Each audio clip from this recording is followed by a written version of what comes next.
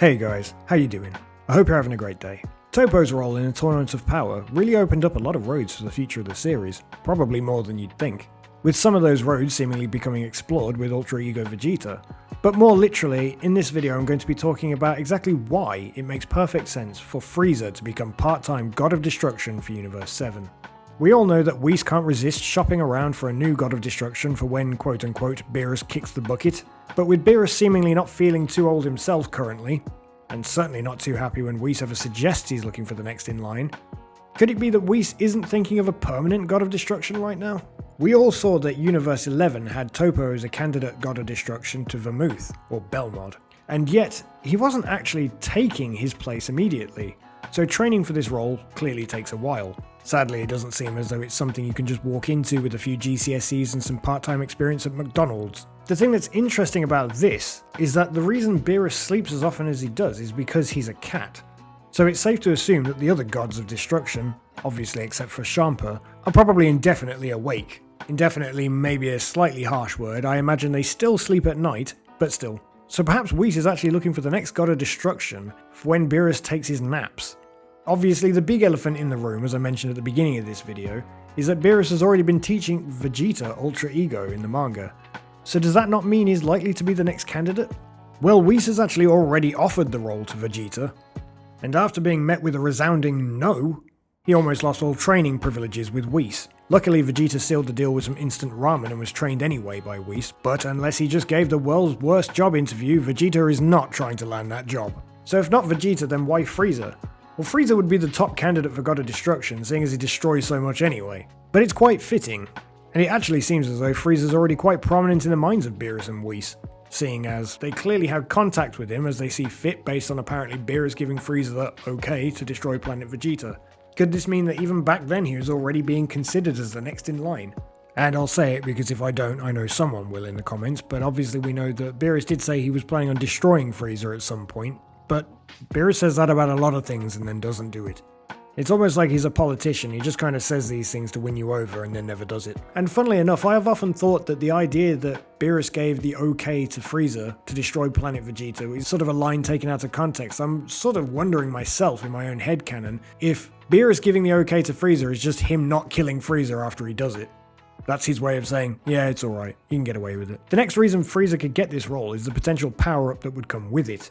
With the Tournament of Power putting Freeza so up high on the list of powerful competitors, his golden form will only likely take him so far in the future. The Broly movie has already showed us how outclassed in battle he is against the likes of Broly and Jiren. This is also a good opportunity for Frieza's next character arc if they want to keep him alive and in a prominent role, but not have him as the quote-unquote bad guy, and they don't want him to join the main cast of good guys. They always like to say that the gods of destruction aren't bad people or evil people, but it is a job. But Freeza, of course, recently has been showing more shades of grey, and given the fact that he destroys so much anyway, this is a way of getting him to be a bad guy, but without actually having him be the antagonist. Frieza being so outclassed in power at this point leaves him in need of a decent power-up, and an explanation as to how he could get more powerful in future. We've seen Toppo, and in a way, Vegeta, of course, access this great power, so why not Freeza? And no, I don't want to read in the comments section below that it won't happen because Freeza doesn't have any ears to put the earring on. It is funny, I'm not discrediting that, but I digress. With Beerus napping for long periods of time, this could give a funny little job title to Freeza, where he must undergo training with Whis and possibly even Goku and Vegeta for, for funsies, as he fills Beerus' spot whilst he sleeps, which leads us to then have more competition and humorous banter between Goku, Vegeta and Freeza. And of course, we can't deny the fact that Frieza's personal gags of late have usually been to do with his height or other superficial features. I mean, let's just consider how funny it would be for him to then get mocked for his job. I mean, just imagine him introducing himself as God of Destruction to an enemy, doing his iconic laugh, with a thunderously menacing soundtrack, only to have Goku in the background just go, yeah, part-time God of Destruction, and forcing Freeza into an embarrassing blush.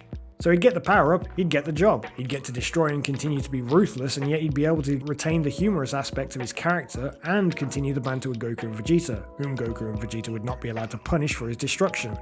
Theoretically, Freeza is the perfect person to take this role. But of course, this doesn't mean that Beerus has to disappear or die or whatever. It just means that he can go for a nap, and then when he's in his sleepy cat state, that means that Freeza can step up into the role, and you can kind of do it on a timeshare thing. So sometimes Beerus is the one who comes down when you ask for the God of Destruction, other times it's Freeza. You never know who you're gonna get. It's just like Forrest Gump. Well, not exactly. On a final note, imagine Freeza using the Hakai technique. It would be such a thrill to see someone attempt to get up in Frieza's face and just hear Ryosei Nakao utter the word Hakai. I mean, I'd mark out for that, come on. It also makes perfect sense as to why Goku and Vegeta aren't necessarily trying to stop Frieza in future, because technically he wouldn't be doing anything quote-unquote wrong, he would just be fulfilling his job. As everybody has said in the show thus far, you need creation and destruction to balance each other out, and therefore it just kind of makes sense. Frieza isn't doing anything wrong by his standards anyway. So all in all, I love the idea of this, so much so I had to make a video on it. And I actually thought of this video back in the day and did a video on my previous channel. The video didn't do as well as I'd hoped because of the actual algorithm issues with the channel at the time, so I've effectively just rewritten it for this one. But what do you guys think? Would you like to see Freeza as a God of Destruction? Would you have a better idea of where to go with Frieza's character? Any ideas at all? If you have any theories you'd like me to have a look at and possibly turn into a video and do a nice little tasty thumbnail for, just let me know in the comment section below. I'd love to have a look at it. But for now, subscribe for more content and ring that bell to be notified when I upload. Like and comment for more, and until we meet again, bye!